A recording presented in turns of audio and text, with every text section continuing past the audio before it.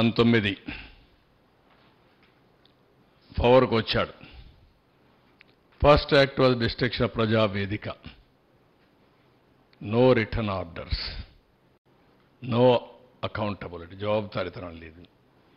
ఒక చిన్న ప్రాపర్టీ కొట్టాలన్నా నిర్ణయం చేసేటప్పుడు ప్రాపర్ ప్రొసీజర్ ఫాలో కావాలి. ఎలాంటి ప్రొసీజర్ ఫాలో కాకుండా ఇది చేయడం, అక్కడి నుంచి 3 రాజధానులు అనౌన్స్ చేయడం, ఆ నుంచి బీసీజీ రిపోర్ట్ ఒకటి తేవడం, జిఎన్ రావు కమిటీ వేయడం, క్యాబినెట్ సబ్ కమిటీలు వేయడం, ఎన్ని విన్యాసాలు చేయాలనో అన్ని విన్యాసాలు చేసి విధ్వంసానికి ఏం చేయాలో అన్ని చేసే పరిస్థితి. ఈ విధంగా ఉన్నటువంటి ప్రజావేదిక ఈ విధంగా తయారు చేశారు. అది అట్లనే ఉంది ఇప్పటికి కూడా. దాన్ని కూడా మిమ్మల్ని కూడా అడిగాం. చాలామంది అంటున్నారు శాశ్వతంగా అట్లనే ఉండాలి, అక్కడి నుంచే స్ఫూర్తి రావాలి, ప్రజల్లో కూడా కసి పెరగాలి. అది చూసినప్పుడంతా కసి పెరిగి మేమందరం కలిసి రాష్ట్రాన్ని అభివృద్ధి చేయాలనే కక్షతో పనిచేసే పరిస్థితి రావాలని చెప్పి కోరుతున్నారు. అది కూడా ఒకసారి ఆలోచించి సబబుగా అనిపిస్తుంది. మనం దాన్ని అట్లే పెట్టాల్సిన అవసరం ఉంది. హైదరాబాద్లో నేను ఒక రాక్ గార్డెన్ పెట్టా.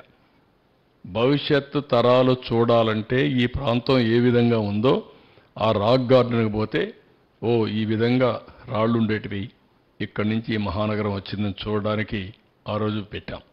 నెక్స్ట్ ఇక్కడికి వచ్చినప్పుడు 1631 రోజులు. ప్రపంచంలో ఎక్కడా ఇంత ప్రొటెస్ట్ ఉండదు. ఎన్ని అవమానాలు పొందాలో అన్ని అవమానాలు పొందారు. రాష్ట్ర భవిష్యత్తుకు ముందుకు వచ్చారు. సెంటిమెంట్ వదులుకొని రాష్ట్రం బాగుంటే మేం బాగుంటాం ఉదారంగా ఆ రోజు భూమి ఇచ్చారు. భూమి ఇచ్చిన వాళ్ళు రోడ్డు మీద పడ్డారు. ఎన్ని అవస్థలంటే ఇలాంటి అమ్మాయిలందరినీ, మహిళల్ని ఎంత అవమానం చేయాలో అంత అవమానం చేశారు. తిరుపతి యాత్రకు వెళితే ఎంత రోడ్డు మీద మట్టిలో గులకరాళ్ళలో కూర్చొని భోంచేసే పరిస్థితికి వచ్చారు. పక్కన హాల్స్ కూడా ఇవ్వనీయకుండా చేశారు. ఒక రాజకీయం కాదు, ఊర్లోకి పోతే ఇది చేశారు. కడాన శ్రీకాకుళం వరకు పోవాలని యాత్రకు పోతే మధ్యలోనే దాడులు చేస్తే అక్కడనే వదులుకొని వచ్చే పరిస్థితికి వచ్చారు. ఎక్కడ చూసినా రాళ్లతో వీళ్ళ ఇష్ట ప్రకారం చేశారు. ఇవాళ త్యాగం ఊరికే పోదు. అదే నేను చెప్పిన చరిత్ర అన్నాను. ఆ చరిత్ర తిరగరాయడానికే ప్రతి ఒక్కరూ త్యాగాలు చేశారు. ఆ త్యాగాలు చరిత్ర ఎప్పుడూ గుర్తుపెట్టుకుంటుంది. నెక్స్ట్ ఇక్కడ డిస్ట్రక్షన్లో మీరు చూస్తే అన్ని వర్క్ నిలిపేశారు. ల్యాండ్ అక్విజిషన్ నోటిఫికేషన్ 1197 ఎకరాలకు ఇచ్చింది విత్డ్రా చేశారు. యాన్బెట్టి 2903 మందికి నిలిపేశారు. పెన్షన్లు 4422 మంది ఫ్యామిలీలకు నిలిపేశారు. 485 కోట్ల రూపాయల బడ్జెట్లో ఇచ్చింది సిఆర్డీఏ ల్యాబ్స్ చేయించారు.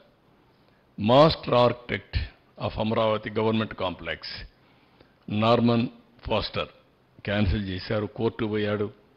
తర్వాత కోర్టు ద్వారా సెటిల్మెంట్ అయ్యే పరిస్థితికి వచ్చింది. ఇంకొక పక్కన 3000 కోట్ల రూపాయలు, దగ్గర 35,583 కోట్లు ఇది ఉంటే దాంట్లో సివిల్ వర్క్స్ 3000 కోట్లు కుదించాడు. ఇంకొక పక్క minister MAUD complaint the world bank complaint చేశారు. $300 మిలియన్ ఇవ్వడానికి ముందుకు వస్తే అది నిలిపేశారు. ఇంకొక పక్క గవర్నమెంట్ ఆఫ్ ఇండియా కంప్లైంట్ చేసి 2500 కోట్లు 500 ఇచ్చారు.